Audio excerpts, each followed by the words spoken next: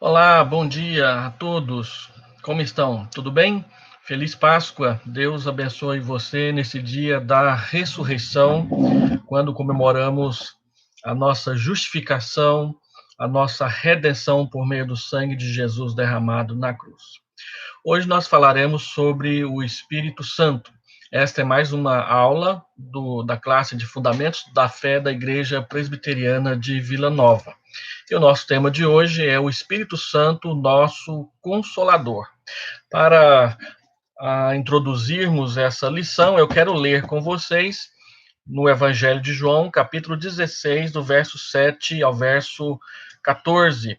A palavra do Senhor diz: Mas eu vos digo a verdade, convém-vos que eu vá, porque se eu não for, o Consolador não virá para vós outros.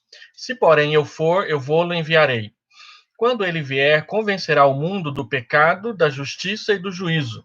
Do pecado, porque não crê em mim, da justiça, porque vou para o Pai, e não me vereis mais, do juízo, porque o príncipe deste mundo já está julgado. Tenho ainda muito que vos dizer, mas vós não o podeis suportar agora. Quando vier, porém, o Espírito da verdade, ele vos guiará a toda a verdade, porque não falará por si mesmo, mas dirá tudo o que tiver ouvido e vos anunciará as coisas que hão de vir. Ele me glorificará, porque há de receber do que é meu e vou-lo há de anunciar. João, capítulo 16, do versículo 7 ao versículo 14. A promessa de Jesus sobre o Espírito Santo, e que você vai encontrá-la principalmente nos capítulos 14 a 16, especificamente o 14 e o 16 do Evangelho de João, era de que com a partida de Jesus, o Espírito Santo viria para estar para sempre conosco, e isso vai acontecer, segundo Atos, capítulo 2, no dia de Pentecostes, 40 dias após a ressurreição do Senhor Jesus Cristo. Voltando ao ensino da Trindade, que nós temos tratado nos últimos 3 domingos, aprendemos que Deus é triuno. Ele é o Pai, ele é o Filho e ele é o Espírito Santo. Ele é um único ser, todavia distinto em 3 pessoas, iguais em essência, iguais em poder, iguais na sua natureza divina. E essa é a razão porque nós cremos que temos um Deus só, porque o Pai, o Filho e o Espírito Santo é da mesma natureza, é da mesma essência, e embora não podemos falar que os 3 são uma só pessoa, no sentido da perda da sua individualidade, mas nós podemos dizer que é um só Deus que subsiste, que existe, que coexiste em 3 pessoas distintas. Sempre que falamos da Trindade, nós temos que enfatizar a união das 3 pessoas e temos que enfatizar com a mesma ênfase, com a mesma força, a distinção das 3 pessoas. O Pai não é o Filho não é o Espírito Santo, mas os 3 são um só, segundo o ensino bíblico, e isso é o que nós chamamos de doutrina bíblica da Trindade. O ensino bíblico não se preocupa em diferenciá-los, contudo, deixa-nos perceber uma certa ênfase nas suas obras específicas. O ensino sobre a criação sempre recai com mais ênfase na pessoa do Pai, o ensino sobre a salvação recai com mais ênfase na pessoa do Filho, e o ensino sobre a aplicação da salvação e da santificação recai com mais ênfase na pessoa do Espírito Santo. Não quer dizer que o Pai e o Filho não participam da santificação e da justificação. Claro que sim.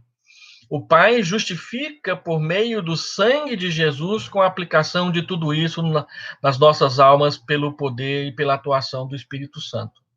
Não quer dizer que o Espírito Santo não participou da criação, porque a Bíblia diz que quando Deus disse haja luz, o Espírito de Deus pairava sobre as águas. E a Bíblia diz que tudo o que foi feito por meio de Jesus Cristo. Também não é correto dizer que o Espírito Santo e o Pai não participam da obra da redenção. O Filho veio à cruz por mandamento do Pai, e ele veio no poder do Espírito Santo. Então, em todas as fases das ações de Deus, da nossa salvação, o Pai, o Filho e o Espírito Santo estão envolvidos, mas a Escritura coloca uma maior ênfase em um, depois no outro e depois no outro, sem denegrir, sem diminuir a divindade de nenhuma das pessoas, e nem ensinando que Deus é um só e ele se manifestou uma época como Pai, na outra época como Filho e na outra época como o Espírito Santo. Nós não cremos assim. Nós cremos na pessoa do Pai e do Filho e do Espírito Santo. Então, todos na Trindade atuam juntos. O que se atribui a um pode ser atribuído aos outros, pois Deus é um ser só. Ele é triuno, ele é Trindade. Como nós podemos observar este ensino, essa forma de pensar nas Escrituras? Se você depois abrir a sua Bíblia em Efésios, capítulo 1, versículo 3 ao versículo 14, nós temos um parágrafo inteiro da Bíblia, que na verdade é uma única frase, a maior frase das Escrituras, Efésios 1, 3 a 14, e você verá ali o que nós chamamos de uma passagem trinitariana. Paulo vai falar do Pai, depois ele falará do Filho, e por fim ele falará do Espírito Santo. Você observa que o Pai é aquele que nos abençoou, nos elegeu, nos escolheu em Cristo desde a fundação do mundo, nos adotou como seus filhos e nos chamou, versículo 3, versículo 4 e versículo 5. O Filho, nessa mesma frase, é aquele que realizou a redenção e realizou a remissão dos nossos pecados na cruz, versículo 7. E o Espírito é o selo da promessa e o penhor da nossa herança, versículo 13, e também o versículo de número 14, ali no texto bíblico. O Espírito Santo, ele é tanto selo quanto o penhor da nossa herança. E é ele quem aplica a obra da salvação às nossas vidas, conforme está escrito em Tito, capítulo 3, versículo 4, também até o versículo 7. É ele, Deus, quem nos regenerou pelo lavar do Espírito Santo. Dessa forma, nós precisamos destacar como fundamentais 3 ensinos sobre o Espírito Santo. O primeiro tem a ver com a sua pessoa, quem ele é. O segundo tem a ver com a sua obra, o que ele faz. E o terceiro ensino tem a ver com o batismo, os dons e o fruto do Espírito Santo, que são um subtema dentro da obra do Espírito Santo na nossa vida. Então, em primeiro lugar, quem é o Espírito Santo? O Espírito Santo, ele é uma pessoa, ele é um ser pessoal. Tem algumas religiões que chamam o Espírito Santo apenas de uma energia, de uma força, da expressão do poder de Deus. Não, o Espírito Santo tem energia, o Espírito Santo tem força, ele manifesta o poder de Deus, mas ele não é a força em si, ele é o ser pessoal que aplica todo o poder de Deus quando Deus quer atuar a nosso favor ou até mesmo julgando as pessoas. A Bíblia se refere ao Espírito Santo sempre usando o pronome pessoal, ele. Quando você estuda inglês, nós temos o he para ele, o she para ela e o it para coisas e animais. No grego também tem essa diferenciação. Tem o tuton, que tem a mesma função do it no inglês, que é aplicado a coisas e a animais. Mas quando você vai na Bíblia, no original, e vê o grego, nunca, quando se refere ao Espírito Santo, é usado o tuton ou o it.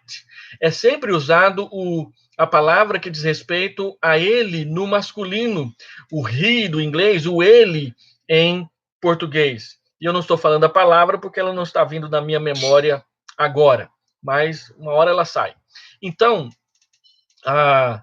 a Bíblia sempre se refere ao Espírito Santo usando o pronome pessoal, não o pronome pessoal neutro, que seria o tuton, mas o pronome pessoal para ele mesmo.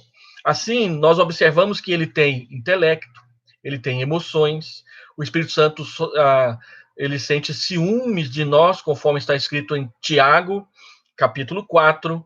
Ciúme, não ciúme pecaminoso, mas ciúme no sentido de zelo pelo cuidado que ele tem para conosco. O Espírito Santo, ele tem vontade, ele fala à igreja, Atos capítulo 13, é o Espírito Santo quem se dirige à igreja de Antioquia e diz: separai-me a Paulo e a Barnabé para a obra que eu tenho preparado para eles. E os mesmos sentimentos e ações que nós vemos sendo aplicados a Deus o Pai e a Deus o Filho, a Jesus Cristo, também nós vemos as mesmas questões aplicadas ao Espírito Santo. Por exemplo, Romanos capítulo 8, versículo 26, diz que o Espírito Santo intercede por nós, ele ora, ele fala com o Pai a nosso favor, à semelhança do que Jesus Cristo faz. Também Romanos capítulo 8, versículo 34, que diz que Jesus intercede por nós. Tanto Jesus quanto o Espírito Santo intercedem por nós, apresentando os nossos nomes diante do Pai. Você vai observar que o Espírito Santo dá testemunho. João capítulo 15, versículo 26, e Romanos capítulo 8 diz que o Espírito Santo testifica com o nosso espírito, nos mostrando que nós somos filhos de Deus, nos convencendo disso. O Espírito Santo guia como o pastor guia, Atos capítulo 8, versículo 29. O Espírito Santo ensina, o texto que nós podemos referir, João 14, 26, quando o Espírito Santo vier, ele ensinará todas as coisas. E o primeiro versículo de Atos diz que o livro de Lucas, ele fala daquilo que Jesus começou a ensinar e a fazer no meio da igreja. E Atos, então, mostra como que Jesus continua fazendo isso na igreja, que é por meio do Espírito Santo. Ele fica entristecido, Efésios capítulo 4, versículo 30, e não entristeçais o Espírito de Deus, no qual vocês foram selados para o dia da salvação. Então, ele fala, ele pensa, ele decide, ele vocaciona, ele chama, ele tem zelo, ele entristece e ele também intercede. Sentimentos pessoais e não de uma energia, de uma força, de um poder que Deus usa. Segundo, ele é Deus. O Espírito Santo não é somente uma pessoa, ele é uma pessoa divina. Ele é tanto Deus como Jesus é Deus, ele é tanto Deus como Deus o Pai é Deus. Por quê? Hebreus capítulo 9, versículo 14, diz que ele é eterno, assim como o Pai e como o Filho são eternos. Atos capítulo 5, versículo 3, diz que ele é Deus porque Ananias e Safira mentiram ao Espírito Santo. E aí Pedro diz: vocês não mentiram a homens, vocês mentiram a Deus. Mentir ao Espírito Santo é mentir a Deus. Ele também é chamado de Senhor em 2 Coríntios, capítulo 3, versículo 17. Nós somos transformados de glória em glória pelo Senhor, o Espírito Santo. Ele é um com Deus e com o Filho, 1 João, capítulo 5, versículo 9. Há três que dão testemunho no céu, o Pai, a Palavra e o Espírito, e os três são um. Então, são versículos da Bíblia que mostram para nós que ele é Deus. Nós adoramos a Deus no poder do Espírito Santo por intermédio de Cristo. A Efésios, capítulo 2, versículo 17 e versículo 18. Também nós vemos a divindade do Espírito Santo nos nomes que a Bíblia dá para ele. Primeiro, ele é chamado de Consolador. Mas ele não é chamado apenas de Consolador. Ele é chamado de o outro Consolador. E a palavra que é traduzida por outro, antes da palavra Consolador, não é a palavra hétero, que quer dizer outro de outro tipo.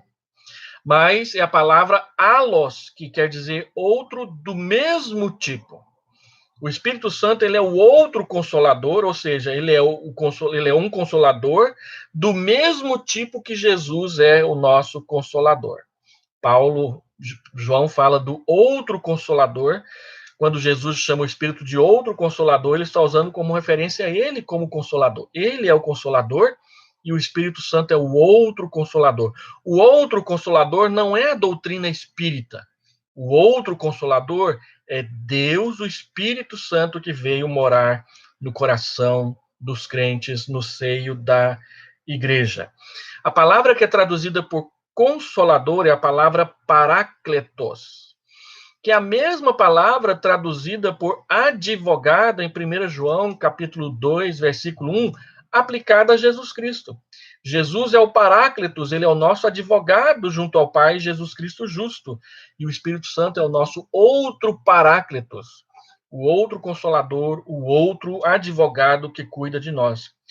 Ele recebe os mesmos títulos que são aplicados a Jesus, os títulos divinos que são aplicados a Jesus são aplicados ao Espírito Santo. Ele é chamado de Espírito da Verdade, João 14, 17, João 16, 13. Ele nos conduz sempre à verdade, jamais nos conduz ao erro. Ele é chamado de o Espírito Santo, e os tradutores traduzem essa expressão, quando é aplicada à terceira pessoa da Trindade, com a letra maiúscula. Deus é Espírito, e importa que os seus adoradores o adorem em espírito e em verdade. Alguns tradutores dizem que adorar em espírito deveria ser com a letra maiúscula.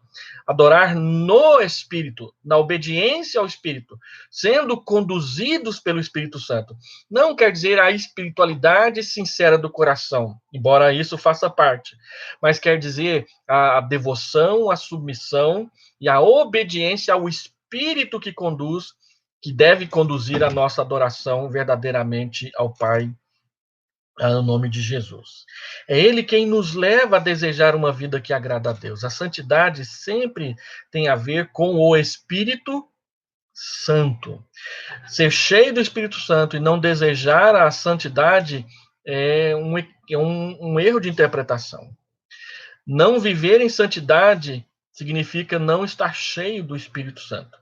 Quando nós pecamos é porque nós estamos vazios do Espírito Santo, nós não estamos em obediência a Ele. Ser cheio do Espírito Santo não é ficar cheio de um sentimento agradável na presença de Deus. Ser cheio do Espírito Santo é estar completamente submisso à sua liderança, ao seu pastoreio e à sua vontade. Por isso, quando nós pecamos, nós não estamos obedecendo e nem seguindo o Espírito Santo. Nós precisamos nos arrepender, nós precisamos pedir que Deus nos encha com o seu Santo Espírito, e é o próprio Espírito Santo quem nos convence que nós estamos pecando, ou pecamos, ou temos pecado contra Deus, e por isso devemos nos arrepender, confessar os nossos pecados e abandonar a prática do pecado. Então, ele é Deus, ele é divino, ele é uma pessoa, e os seus nomes bíblicos atestam, na visão dos cristãos, a sua divindade.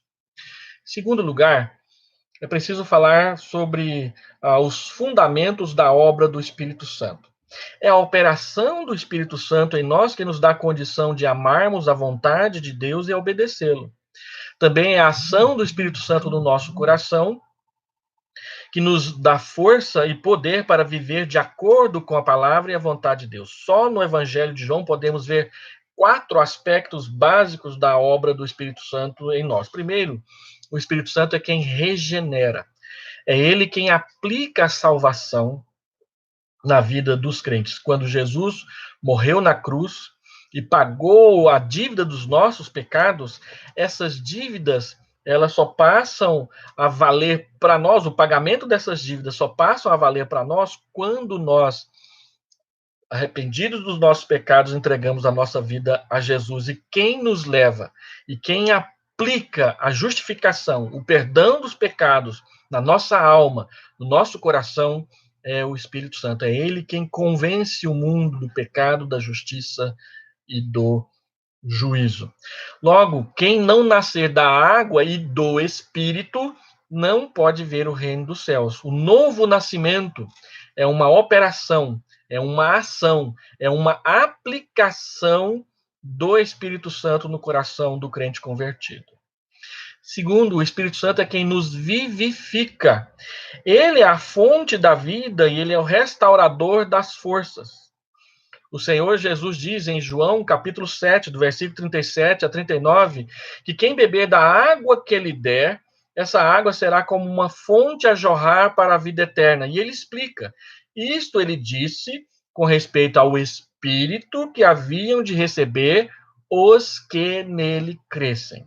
Como que eu creio em Jesus? O Senhor Jesus diz: quem crer em mim, como diz a Escritura, do seu interior fluirão rios de água viva.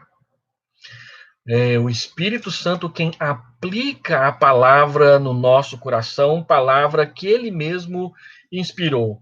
Nós vimos essa semana, e alguns jovens compartilharam no grupo da mocidade, um rapaz aí falando que a Bíblia ela ofusca Jesus e ela toma o lugar de Jesus, e nós somos bibliólatras e nós entendemos equivocadamente que a Bíblia é a palavra de Deus. Esse rapaz, ele está sonhando, ele está se iludindo, porque ele não entendeu o que nós cristãos pregamos sobre a doutrina da inspiração. A doutrina da inspiração das Escrituras defende que a Bíblia foi escrita pelo Espírito Santo.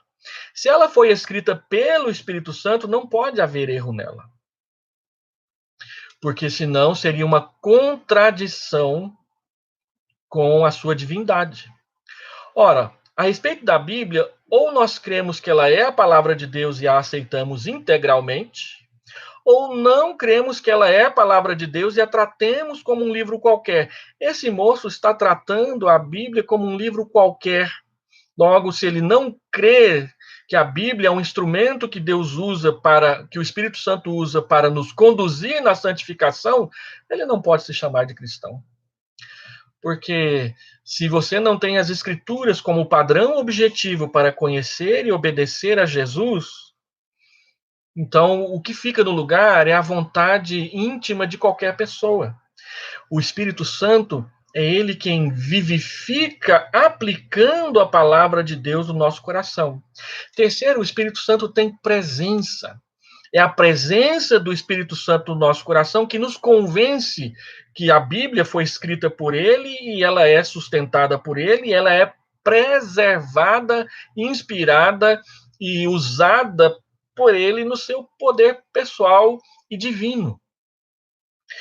E ele o faz estando em nós. É o Espírito quem testifica com o meu espírito, com o seu espírito, que você, de fato, no dia da sua conversão, passou a pertencer a Deus. Mas tem mais. Ele é aquele, então, que nos convence. Ele convence do pecado, da necessidade da salvação, produzindo em nosso coração arrependimento. Ele convence da justiça, porque Jesus morreu por nós e vai voltar para o Pai. E ele nos convence do juízo. Deus julgará os homens. 2 Coríntios, capítulo 5, verso 10, ele julgará sentado no seu grande trono branco. E João, capítulo 16, verso 9 a verso 11, é o Espírito quem nos convence dos nossos pecados. Por isso, algumas pessoas dizem que a blasfêmia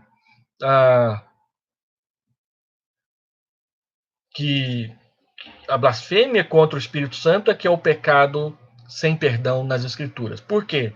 Se você blasfema contra o Espírito Santo e é ele que te convence do pecado, e você despreza ele, porque blasfêmia é desprezar, é mentir, é ofender o Espírito Santo, como que ele vai te convencer do pecado se você é quem o ofendeu diretamente?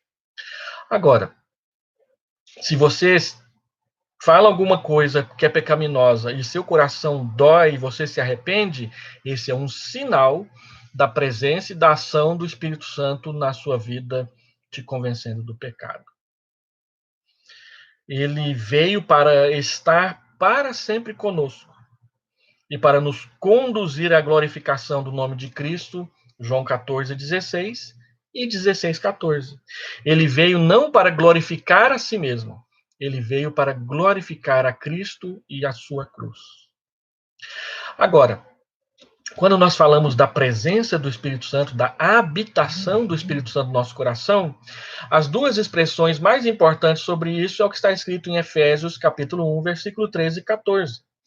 Que nós fomos selados com o Espírito Santo e que ele é o penhor da nossa herança. Um selo significa um lacre, uma garantia de que o preço foi pago para que uma carta saia de um lugar e chegue na outra. Talvez você que é adolescente e não tenha nascido na época das cartas, como nós mais velhos nascemos, hoje você só lembra e só sabe de WhatsApp, nem de e-mail você tem muito conhecimento mais. Talvez a ideia de selo fique distante para você, mas o selo ele era na época do Novo Testamento um carimbo feito com cera quente.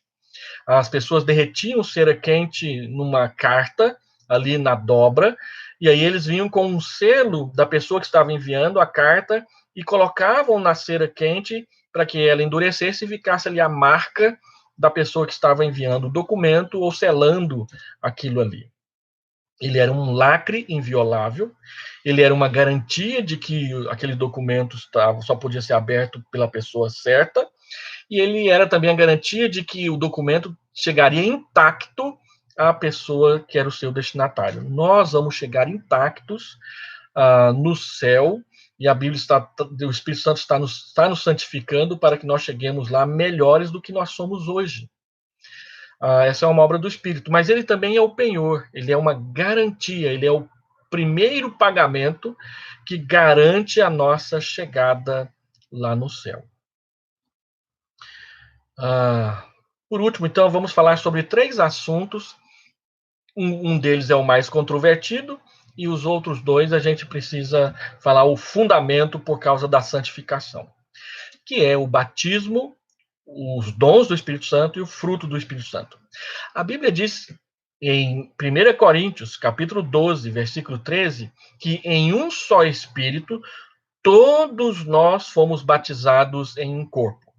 Existe uma polêmica entre nós protestantes de que alguns creem que o batismo com o Espírito Santo é uma segunda experiência com Deus depois da conversão.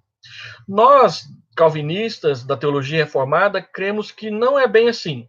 Nós cremos que o batismo com o Espírito Santo acontece no momento da sua conversão, quando você é selado com o Espírito, quando o Espírito passa a ser o penhor da sua herança. O batismo nas Escrituras sempre está ligada com uma obra inicial da nossa fé. Por isso é estranho, é muito estranho que algumas pessoas frequentem igrejas há vários anos e nunca pedem o batismo. Porque o batismo com o Espírito Santo, o batismo com água, ele é símbolo, ele é um sinal do batismo com o Espírito Santo, de que nós recebemos a Cristo, de que nós recebemos o Espírito, de que ele veio morar definitivamente em nosso coração. A grande polêmica da história de que o batismo com o Espírito Santo é uma segunda experiência é a tal da evidência do falar em línguas, por causa de 4 passagens que existem no livro de Atos. No entanto, as 4 passagens do livro de Atos, elas são passagens inauguratórias, ou seja, as pessoas falam em línguas em Pentecoste, depois as pessoas falam em línguas na Samaria, depois as pessoas falam em línguas na casa de Cornélio, gentio, e por fim, as pessoas falam em línguas em Atos 19, quando um grupo de efésios eles criam em Jesus, mas nem sequer sabiam que existia o Espírito Santo. Então, esses 4 casos, eles são diferentes porque eles mostram o avanço da obra missionária e de que na igreja não caberia lugar para discriminação de uma e outra pessoa em função da conversão. O que poderia acontecer? Os crentes de Jerusalém desprezarem os crentes de Samaria por causa da questão cultural e étnica que havia entre as pessoas de Jerusalém e a Samaria desde a época do exílio. Os judeus não se davam com os samaritanos, então a primeira experiência do Espírito Santo com eles deveria ser igual, para que ficasse bem claro que a experiência da salvação entre os samaritanos era a mesma. A mesma coisa com os crentes da casa de Cornélio, que eram gentios, não eram judeus. E a mesma coisa no que diz respeito aos Efésios, porque não é possível você ser cristão sem crer no Espírito Santo, e Paulo corrige isso, e para lacrar e selar esta realidade de que não é possível ser cristão sem ter o Espírito Santo, eles também falam em línguas. Nós chamamos isso de argumentos históricos. É claro que existem muitas controvérsias a respeito disso, mas essa é uma controvérsia que você, membro dessa sala, deverá conhecer com mais detalhes mais na frente. Mas o que é importante para você é que todos os tempos verbais que estão relacionados com o batismo do Espírito Santo estão relacionados com verbos no passado, depois do dia de Pentecostes.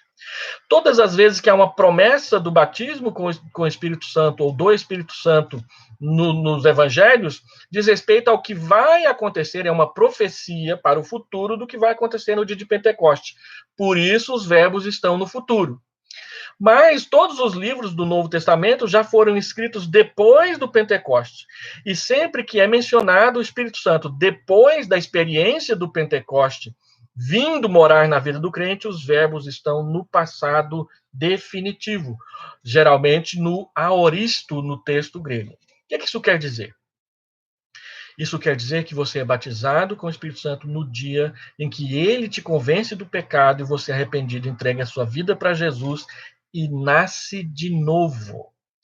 Por isso, o batismo com água ele é símbolo da remissão dos pecados, mas é símbolo também da recepção do Espírito Santo. Na passagem de 1 Coríntios 12, 13, há três verdades que precisam ser destacadas. Primeiro, que o batismo com o Espírito Santo é uma ação do Espírito de Deus visando incluir pessoas no corpo de Cristo. Todos nós fomos batizados. Se você não é batizado com o Espírito Santo, você não é membro do corpo de Cristo. E aí, a ideia do batismo com o Espírito Santo como segunda bênção cria dois grupos na igreja e favorece o elitismo espiritual que é pecaminoso.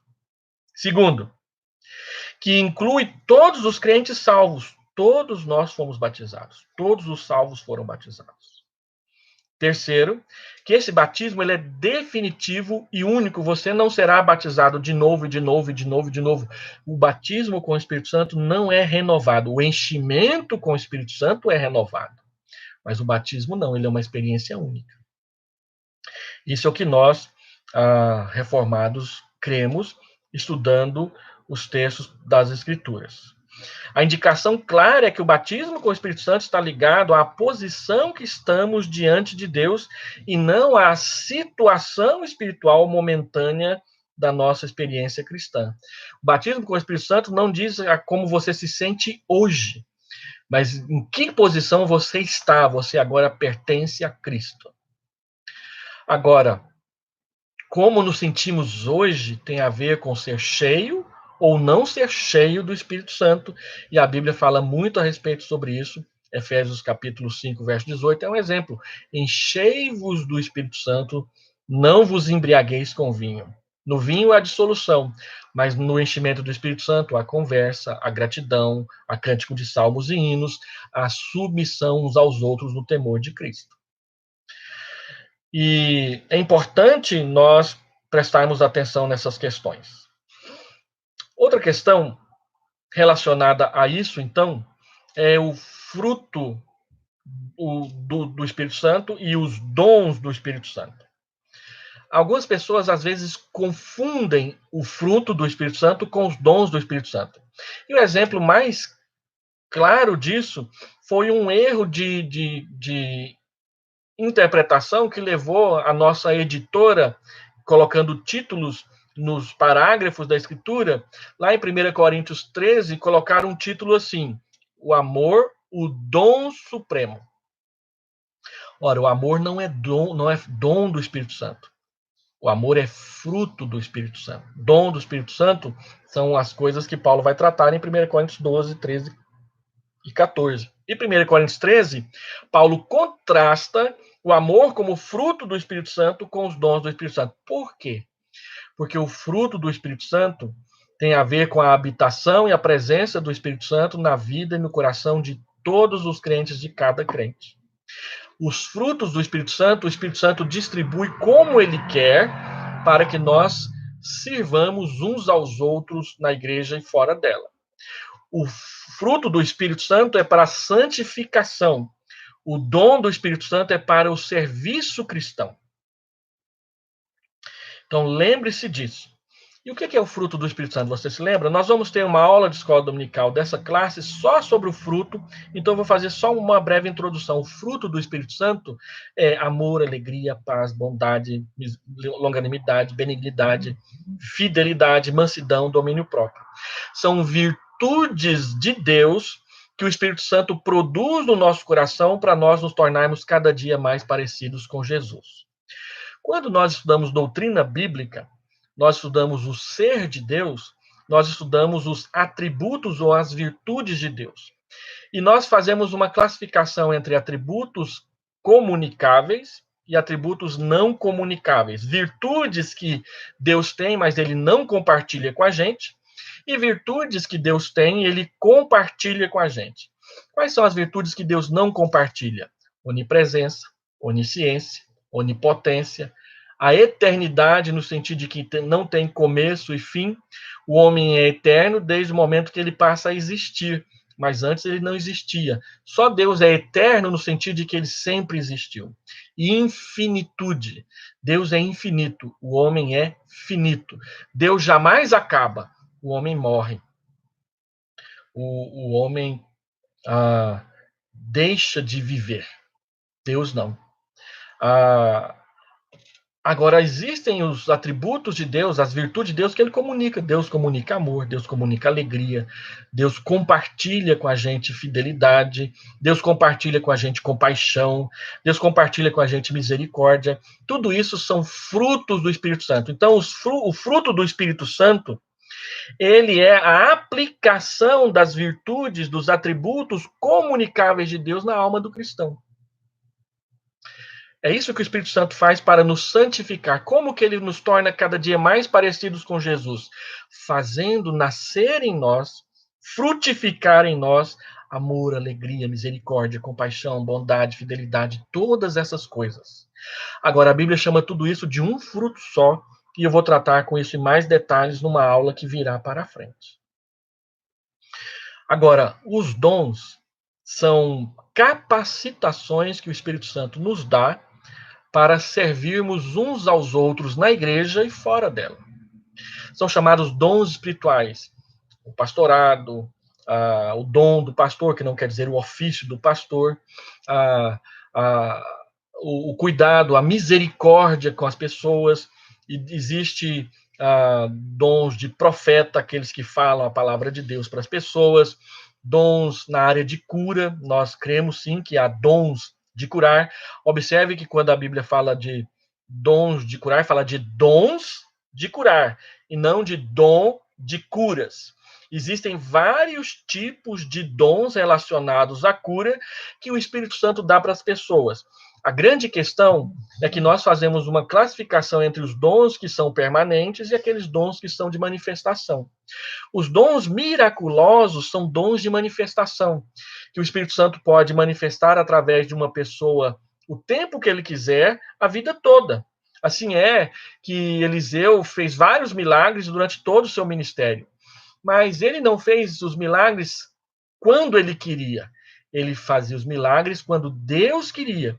Então, em 60 anos de ministério, Eliseu fez 19 milagres. Ele não fez 19 milagres em 19 dias. Ele fez 19 milagres em 60 anos. O que quer dizer que entre um milagre e outro passavam-se anos. Por exemplo, ele profetiza que a Sunamita terá um filho. Cerca de 10 anos depois, esse filho morre e Eliseu vai lá e ressuscita.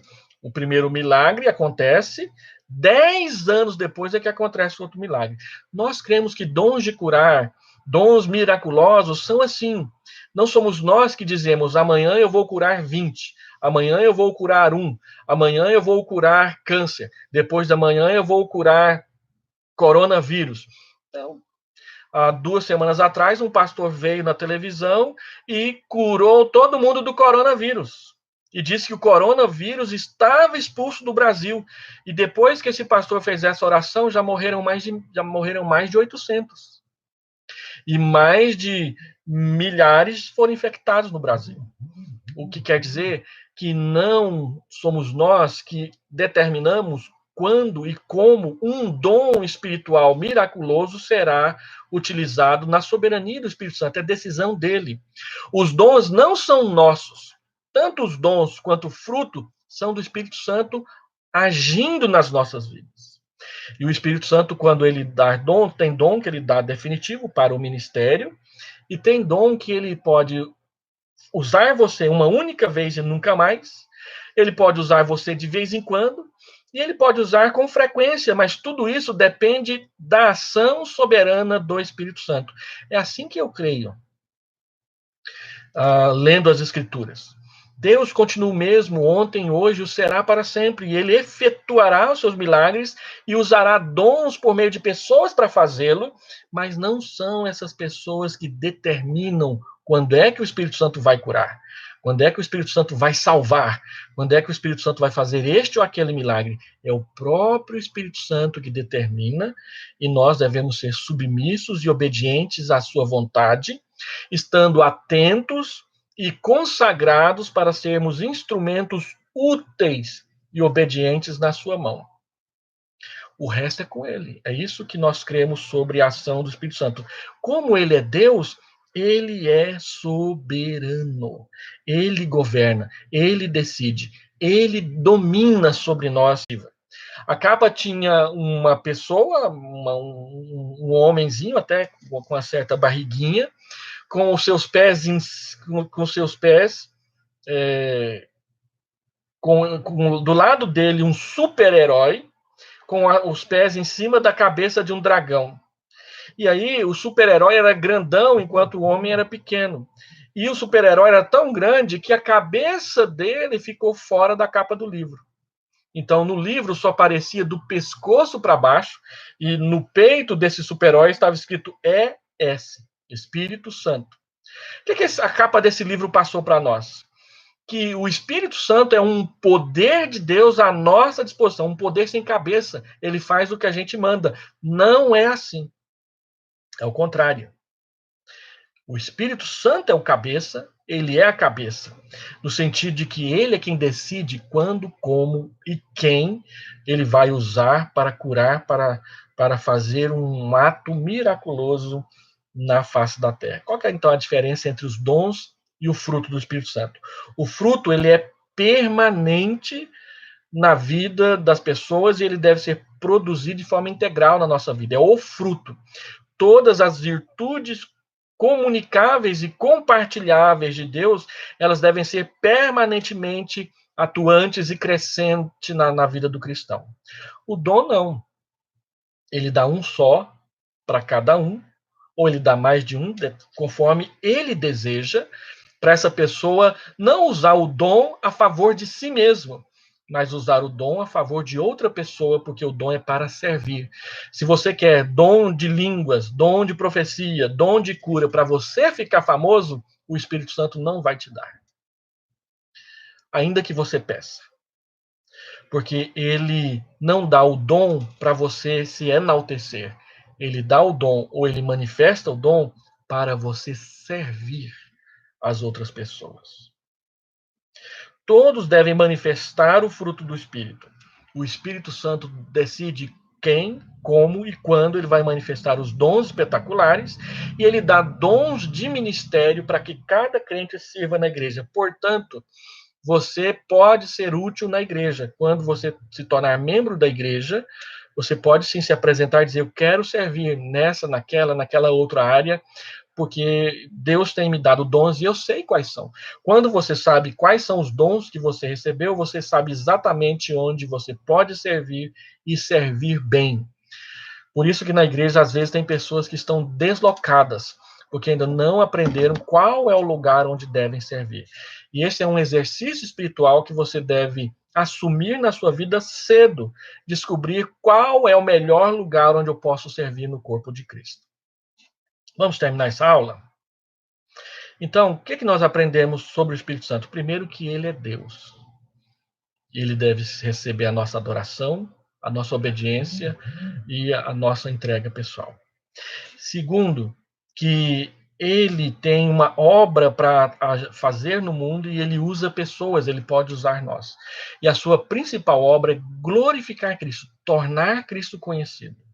E terceiro, ele nos capacita com o seu fruto para a gente amar, gostar, servir com alegria, e ele nos capacita com dons para nós termos o que fazer na igreja. E você hoje é apresentado a esse tipo de aula. Ore durante a semana, fazendo a aplicação, pedindo para ser cheio do Espírito Santo. Deus, encha a minha vida do Espírito Santo para eu ser santo, para eu ser santo.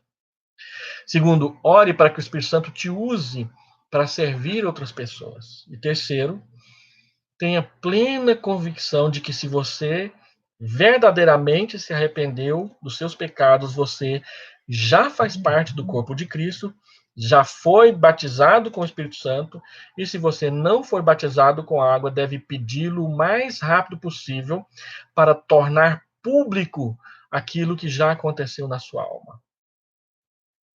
Um dos significados do batismo com água é a declaração de que o Espírito Santo habita no seu coração, dentre outras coisas. Vamos orar? Pai, eu quero pedir que o Senhor abençoe cada aluno e cada aluna dessa turma e os demais irmãos que assistiram essa aula e aqueles que vão assistir depois no YouTube. Aplica no coração de cada um a sua palavra para esclarecer.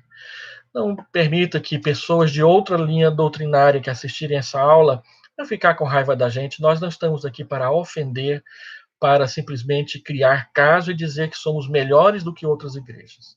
Nós estamos aqui para estudar a tua palavra e aplicá-la ao nosso coração de tal forma a não produzir nem em nós e nem nos outros falhas, dúvidas, erros, para que as pessoas não obedeçam o Senhor de forma apropriada e correta.